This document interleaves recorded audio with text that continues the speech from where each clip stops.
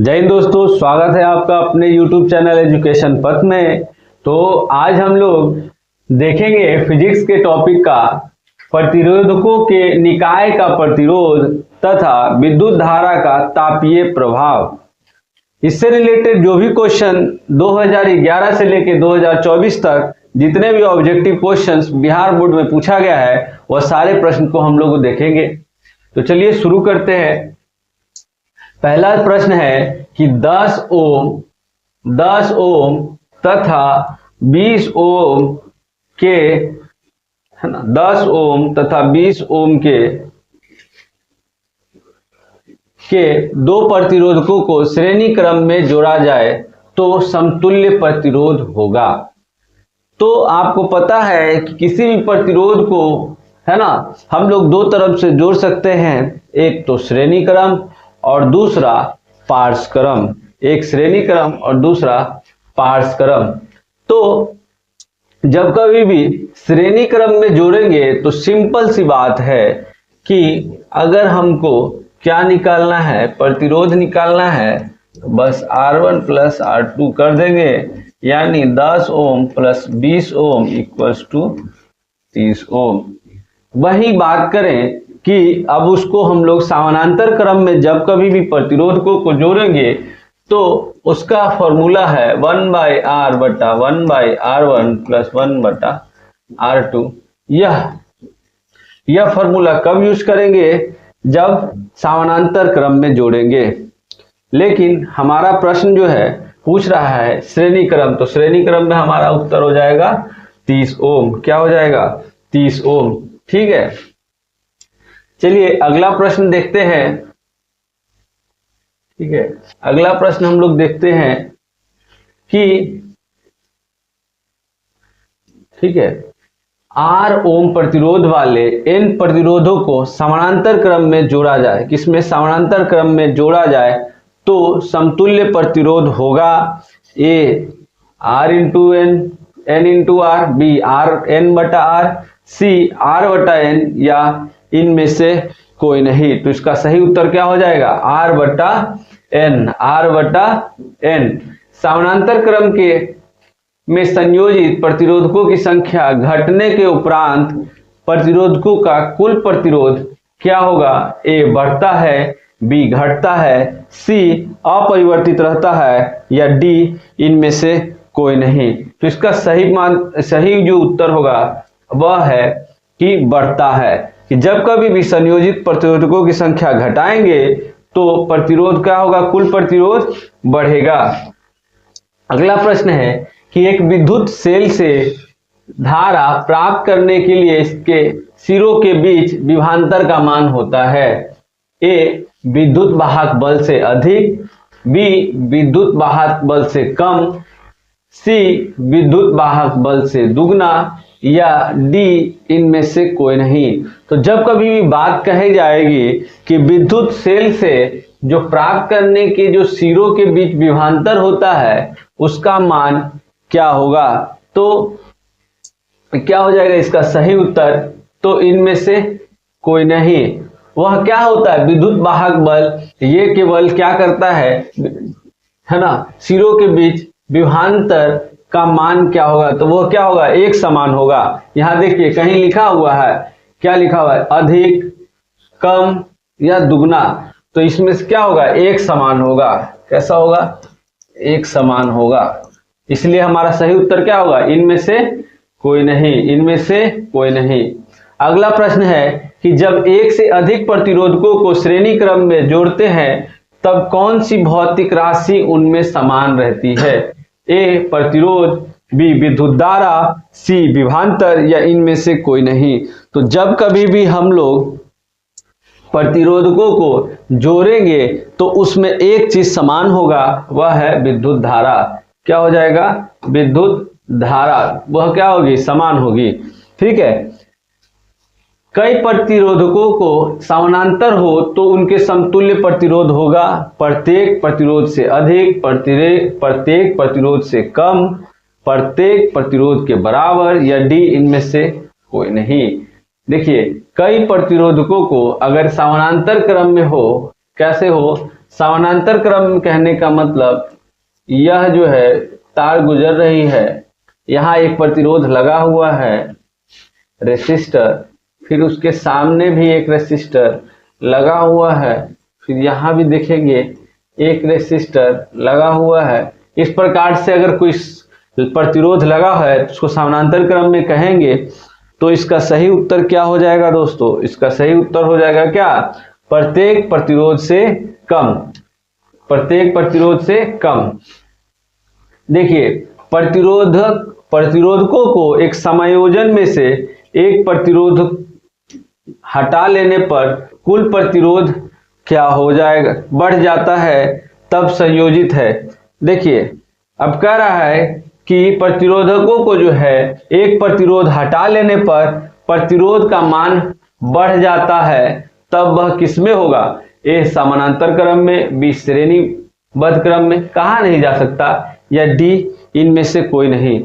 तो यह कभी भी होगा, तब कब होगा? समानांतर क्रम में। कब होगा? समानांतर क्रम में। ठीक है, श्रेणी क्रम में जब होगा तब प्रतिरोधकों का मान हमेशा एक समान होगा, लेकिन जब समानांतर क्रम में होगा तो प्रतिरोधक का मान क्या होगा? घटता बढ़ता रहता है। बढ़ेगा नहीं, घटेगा। जितना प्रतिरोध लगाएंगे उतना प्रतिरोधक बढ़ेगा, जितना प्रतिरोधक कम लगाएंगे प्रतिरोध।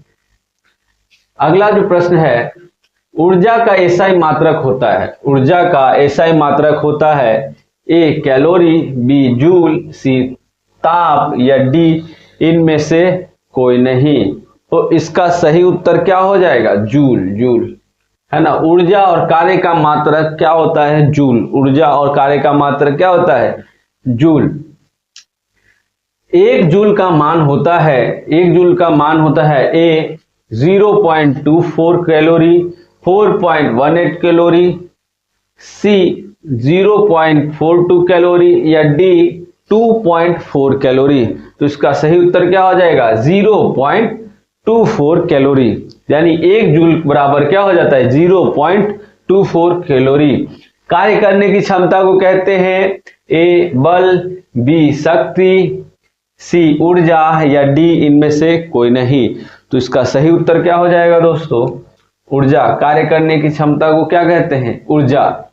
यानी ऊर्जा की अगर परिभाषा पूछे जाए तो कार्य करने की क्षमता को ऊर्जा कहते हैं। आपके पास कितनी ऊर्जा है ना। अगर आप भरपेट खाना खा लिए हैं तो आपके पास ऊर्जावान है, कार्य करने की क्षमता आप में अधिक है। अगर आपने पूरा दिन व्रत कर रखा है या खाना नहीं खाया है तो आपको क्या रहेगा? ऊर्जा रहेगा, क्या काम करने की क्षमता रहेगी आप में। तो आप कहेंगे कि हमको कार्य करने का क्षमता नहीं है।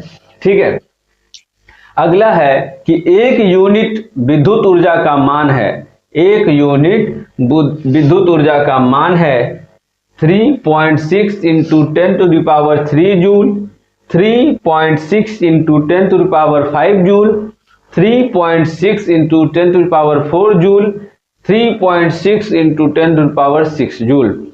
तो इसका सही उत्तर जो होगा दोस्तों वह होगा 3.6 इंटू 10⁶ जूल। अगला प्रश्न है, किलोवाट घंटा इकाई है। किलोवाट घंटा इकाई है ऊर्जा की, शक्ति की, विद्युत आवेश की, या विद्युत धारा की।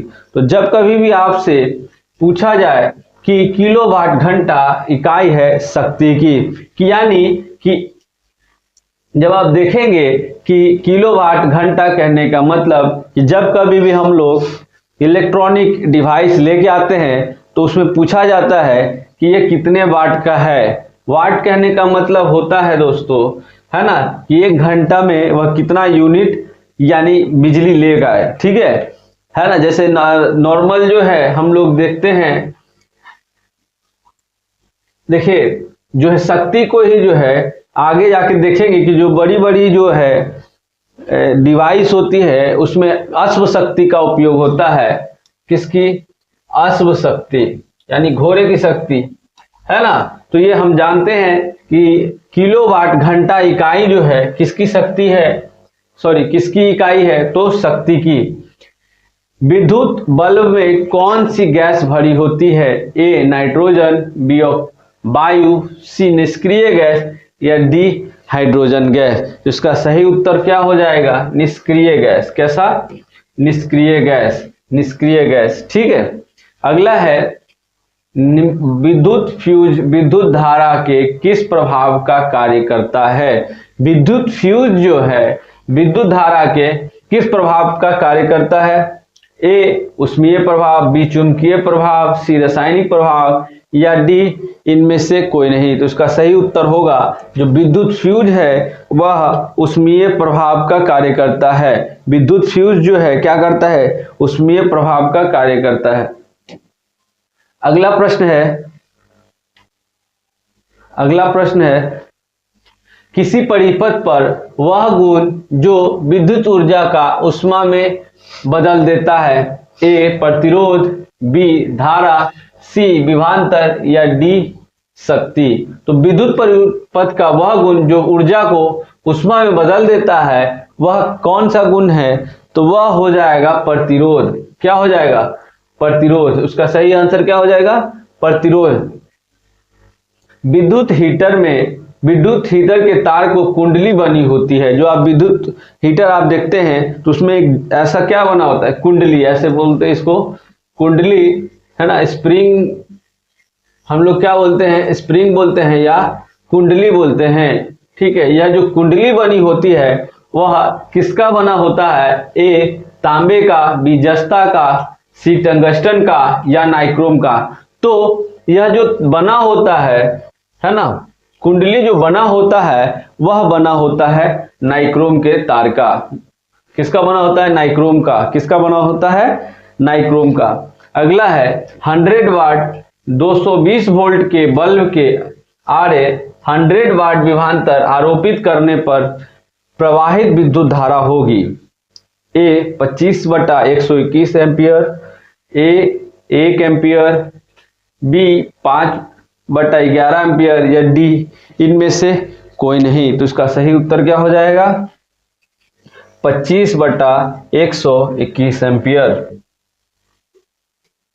अगला प्रश्न है विद्युत बल्ब में फिलामेंट का जो द्रव्य होता है वह किसका बना होता है। ए नाइक्रोम का, बी टंगस्टन का, सी लोहा का या डी इनमें से कोई नहीं। तो विद्युत बल्ब का जो द्रव्य बना होता है वह किसका बना होता है, तो वह बना होता है टंगस्टन का। किसका बना होता है, टंगस्टन का बना होता है। ठीक है, जो फिलामेंट बना होता है वह किसका बना होता है, टंगस्टन का। एक कमरे में 60 वाट 220 वोल्ट 60 वाट 220 वोल्ट एवं 60 वाट 200 वोल्ट के दो उपकरण को 100 वाट के, है ना, विभवांतर पे आरोपित से जुड़े हुए हैं। तो कुल जो है उपभुक्त शक्ति क्या होगा, क्या हो जाएगा बताइए इसका उपभुक्त शक्ति। ए 25 वाट, बी 100 वाट, सी 15 वाट या डी इनमें से कोई नहीं। तो इसका सही उत्तर क्या हो जाएगा, 25 वाट। ठीक है, 25 वाट। अगला जो है निम्नलिखित में से कौन सा पद विद्युत परिपथ में विद्युत शक्ति को निरूपित करता है। ए I²R, बी V²R, सी VI या इनमें से सभी। तो जब हम लोग बात करेंगे कि विद्युत शक्ति का, तो विद्युत शक्ति में यह क्या हो जाएगी, इनमें से सभी जो है विद्युत शक्ति को बताता है। दोस्तों ये रहा हमारा आज का ऑब्जेक्टिव क्वेश्चंस। फिर मिलेंगे हम लोग नेक्स्ट वीडियो में जिसमें हम लोग जानेंगे बिहार बोर्ड के आए हुए जितने भी प्रश्न हैं उसमें भी हम लोग इसी तरह से सॉल्व करेंगे। धन्यवाद।